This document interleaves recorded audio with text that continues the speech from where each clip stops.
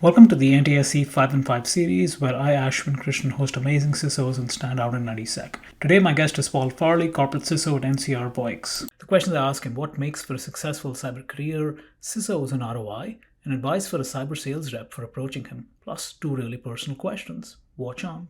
So, Paul, in your opinion, what makes for a successful cyber career?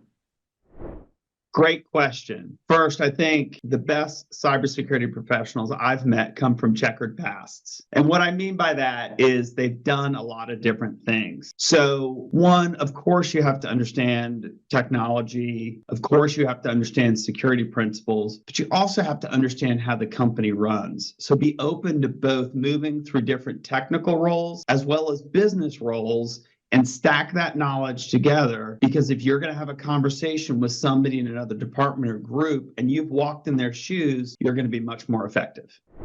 Talking about CISOs and ROI, do you think it's coming to a point, or it has come to a point, where CISOs have to increasingly start showing ROI for the investments going in? And if so, how do they go about doing it?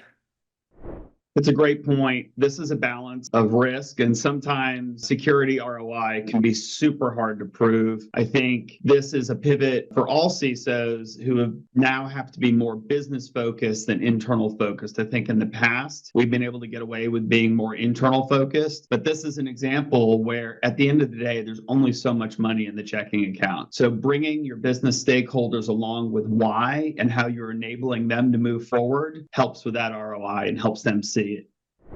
What are the most important steps cyber sales rep or vendor side that he or she should do before reaching out to you? Build relationships.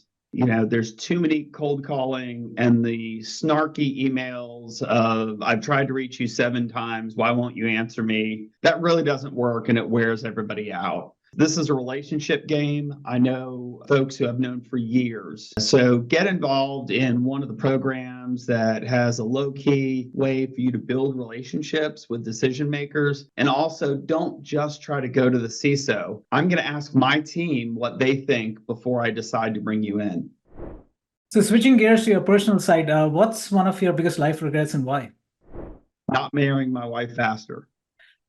Does that count? Well, seriously, yes, in case she watches this. But at one point, I was in the Navy Reserve and I was looking to go active. And that was right when there was a drawdown happening. And so I was discouraged. And I wish I would have pushed through. That's some of my best memories and really fantastic experience.